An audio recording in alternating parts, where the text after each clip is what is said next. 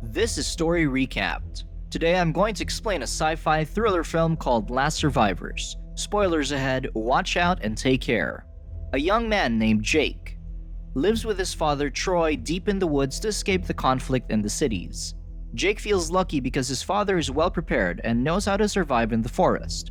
Survival skills almost come naturally for Jake since he grew up close to nature. He laments that humans have fallen so far from their primitive roots that they don't know how to gather food after the wars. After spending a day hunting fish, he brings home his catch and immediately puts them in the smoker. When Troy asks him about his catch, Jake notes that it's pretty decent for the end of the season. At night, Jake still dreams about the night they escaped from the city.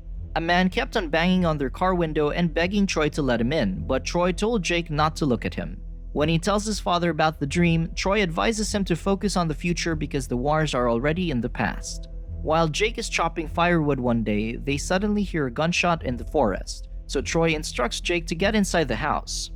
They both arm themselves with rifles, but Troy asks Jake to stay inside while he sweeps the perimeter. As Troy scours the surrounding area, a man with a shotgun discovers a tripwire in the woods. When Jake hears another gunshot, he decides to leave the house despite his father's orders. By the time he finds his father in the woods, he has already killed the stranger. Troy scolds Jake for leaving the house too early and warns him that they will be the ones who'll get buried if they're not prepared.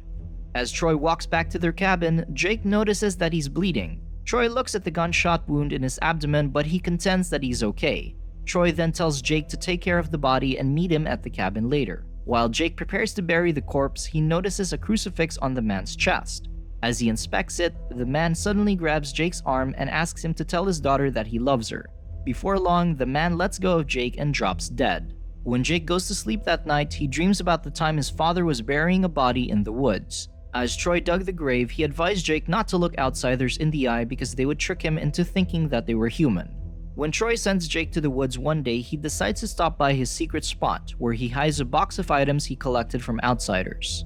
After taking out some of the items from the box, Jake flips through the pages of a magazine and stares at a picture of a woman in a printed ad. Later that day, Jake finds Troy lying on the floor because of his infected wound. Jake immediately puts him on the bed and looks for their first aid kit.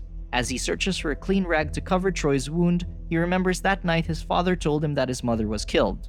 When Jake stresses that he hates his mother's killers, Troy advised him not to fill his heart with hatred because they still have each other. Troy takes some antibiotics, but he learns that it has no effect on him because they're expired, so he asks Jake to retrieve the SHTF book he hid in the woods.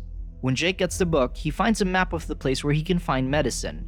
As Jake prepares to get the antibiotics, Troy advises him to kill any outsider he sees, even women and children. He contends that Jake will end up dead if he underestimates them. As Jake approaches the perimeter, he recalls his father setting up tripwires, while warning him about the outside world. Troy disclosed that there are marauders patrolling the roads to abduct anyone they find. He contended that desperate people would burn their house just for a can of food or a gun, so he brought Jake to a secluded cabin to keep him safe.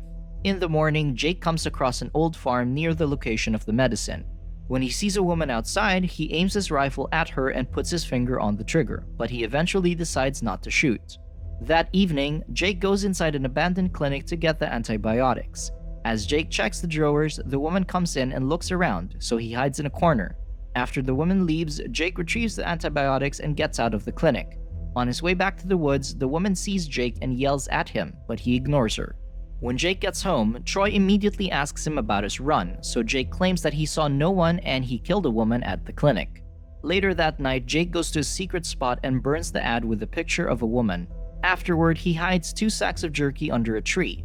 When Troy discovers that the jerky is missing, Jake tells him that the wolves might have taken them. Since they need meat for winter, Troy has no choice but to send Jake out again. Troy warns him not to return to the farm because there might be people looking for him. That night, Jake breaks into the woman's house while she's preparing dinner. At gunpoint, Jake asks the woman if anyone else is in the house, so the woman tells him that she's alone. When she asks him what he wants, Jake tells her that he just came to meet her. The woman introduces herself as Henrietta and offers to help him dry his clothes and let him use the shower. While Jake is in the bathroom, Henrietta grabs the radio to call for help, but she hears Jake complaining about the hot water, so she tells him how to get the right temperature. As Jake enjoys the shower, Henrietta quietly hides his rifle in the cabinet. Jake hears the door when Henrietta leaves the bathroom, so he immediately gets out of the shower and grabs his knife. When Jake finds her in the kitchen, he threatens to stab her, but Henrietta defiantly tells him that she'll only return his gun when he leaves. Jake reluctantly surrenders his knife when Henrietta demands to be treated with respect. While enjoying a bowl of Henrietta's chili soup, Jake asks Henrietta how she survives on the farm without a firearm. Henrietta notes that she's been doing pretty well and he's the only person who pointed a gun at her in her entire life. After a while, Jake tells Henrietta that he needs to leave because he still needs to hunt for deer.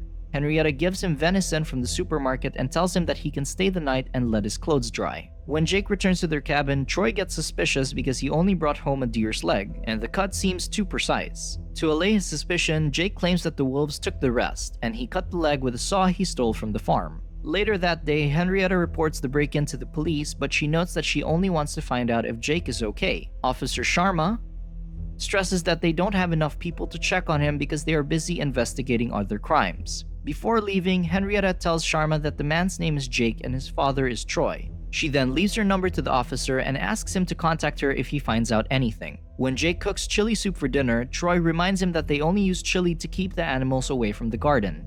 Jake notes that he wants to try something new because he came across a book where people try different things with their meals. When he mentions that he saw pictures of families in National Geographic with tables full of food, Troy gets curious about how he got a hold of the magazine. So Jake confesses that he scavenged some items from outsiders that Troy killed. After Jake shows him the items, Troy expresses his disappointment that his son kept secrets from him. Jake argues that he's also keeping things secret, but Troy contends that he's not hiding anything.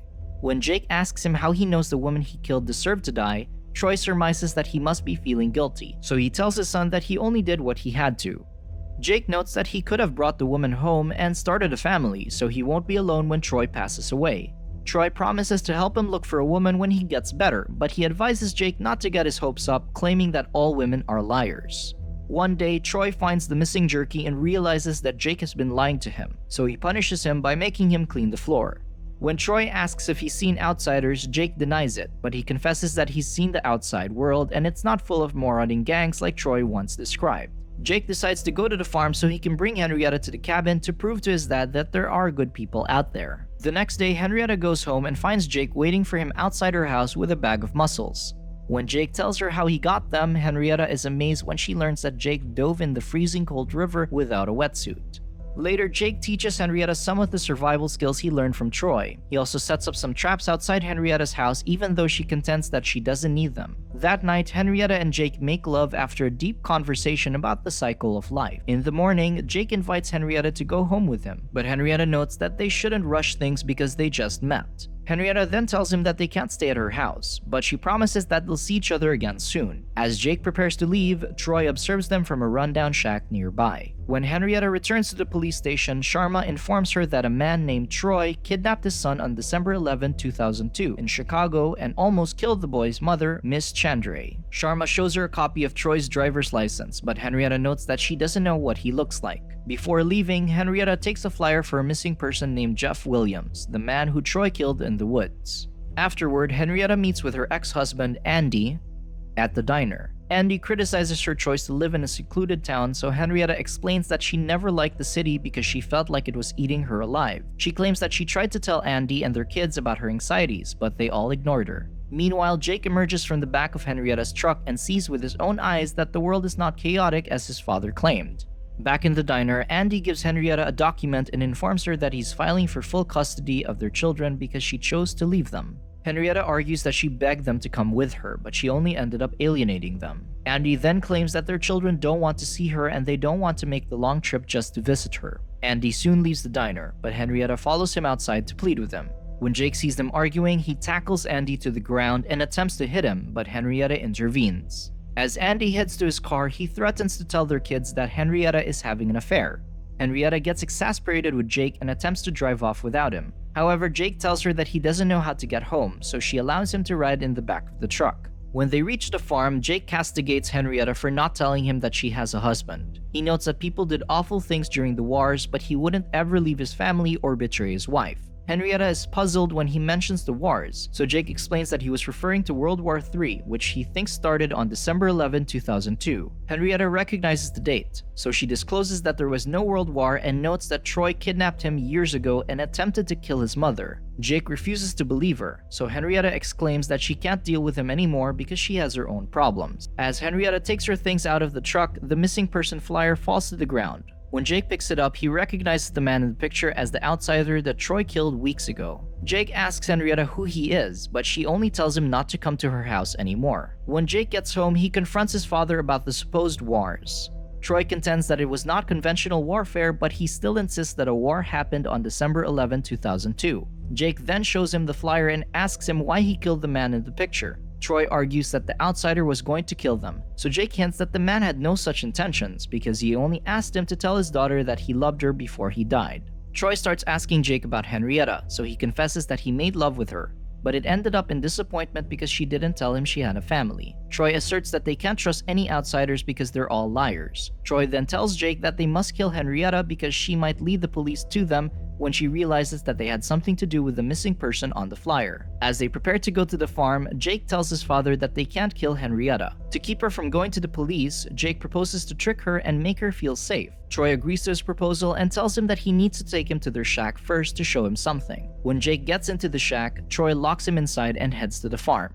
Henrietta goes to the police station to tell them about the missing person and hints that Troy might be the killer. Sharma thinks that Jake is also dangerous, so he offers to escort Henrietta back to the farm, but she contends that she'll be fine on her own. Meanwhile, Jake manages to escape from the shack by breaking down the walls. Jake immediately goes to the farm, but he doesn't find anyone there. Henrietta arrives moments later, not realizing that the police are following her. Before they can go inside, Jake emerges and points a gun at the police. While Henrietta pleads with all of them to lower their guns, someone shoots Sharma's partner. Henrietta and Jake immediately take cover while Sharma pulls his colleague to the car. As they hide behind the house, Jake tells Henrietta that his father was the shooter and he intends to kill her. Soon, Jake leaves Henrietta so he can confront his father. While Henrietta attempts to set up a trap, Sharma gets shot in the head.